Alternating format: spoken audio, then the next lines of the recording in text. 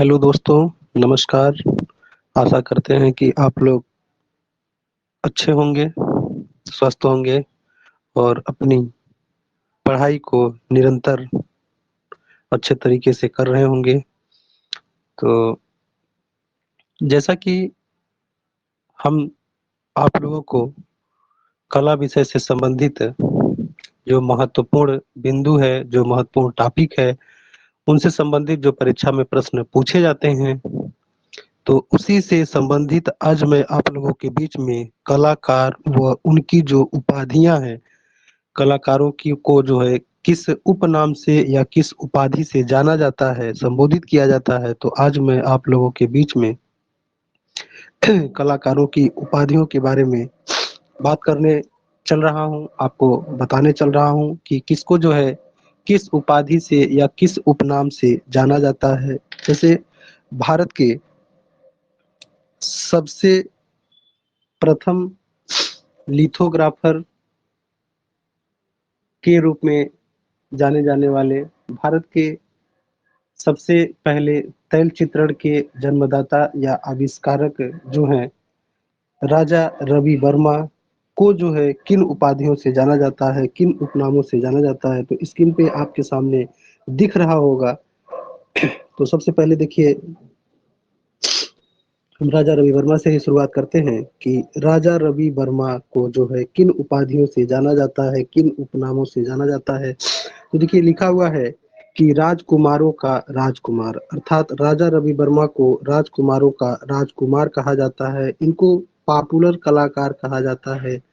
राजा रवि वर्मा को calendar artist भी कहा जाता है। राजा रवि वर्मा को एशिया का रेम्ब्रा कहा जाता है।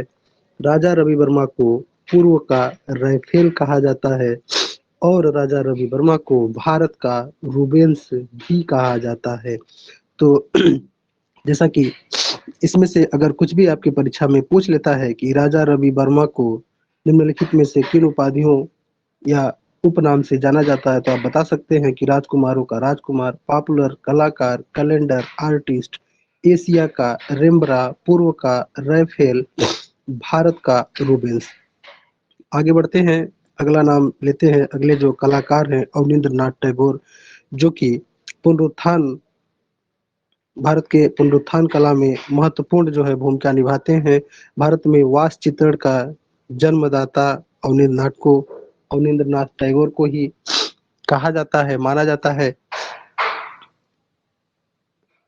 भारतीय चित्रकला का जो पुनरुत्थान शुरू होता है वो अवनींद्र नाथ टैगोर के द्वारा बंगाल में बंगाल स्कूल से ही शुरू होता है।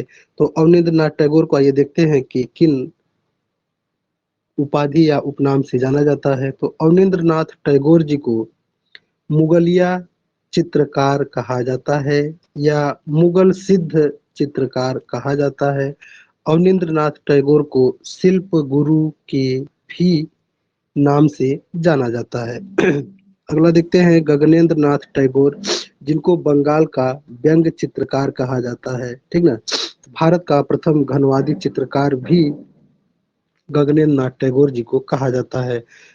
रविन्द्रनाथ टैगोर की बात किया जाए तो बंगाल का कवि यानी बार्ड ऑफ बंगाल के नाम से इनको जाना जाता है।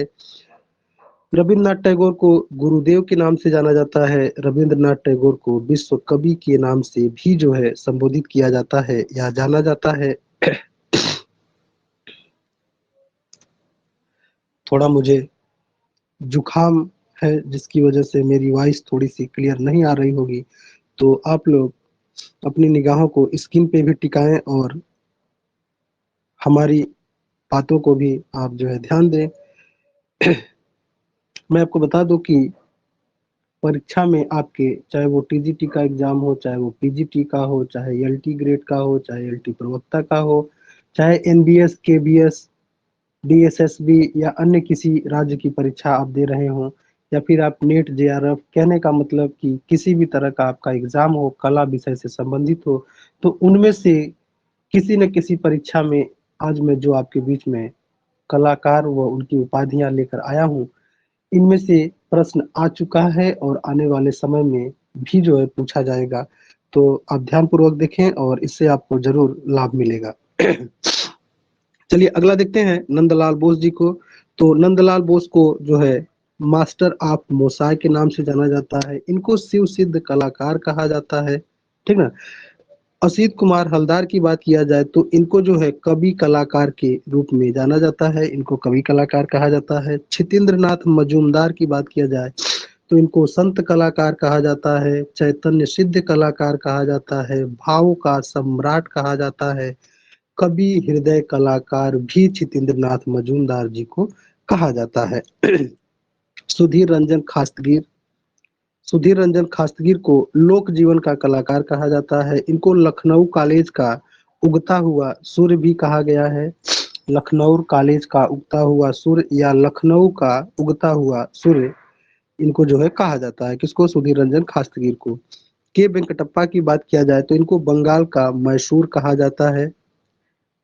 देखिए अवनींद्र नाथ टैगोर जी के जो प्रमुख शिष्य होते हैं, जिनमें से नंदलाल बोस, असित कुमार हलदार, छितेंद्र नाथ मजूमदार, सुधीर रंजन खास्तीगिर, देवी प्रसाद राय चौधरी, शैलेंद्र नाथ डे, तो तमाम ऐसे इनके प्रमुख जो है शिष्य होते हैं, जो अवनींद्र नाथ से शिक्षा लेने के बाद कलकत्ता से तमाम विद्यालयों में अपना योगदान देते हैं। कहीं पे शिक्षक तो कहीं पे प्रधानाचार्य के रूप में काम किए हैं। तो आप जो है इन बातों को भी विशेष ध्यान देंगे।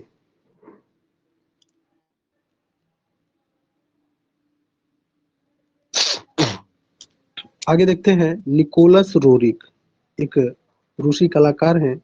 निकोलस रोरिक जिनको रंगों का जादूगर कहा जाता है, निकोलस रोरिक को रंगों का जादूगर कहा जाता है।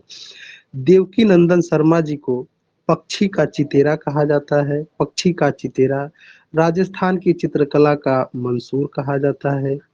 मास्टर ऑफ लिविंग ऑब्जेक्ट के नाम से भी इनको जाना जाता है।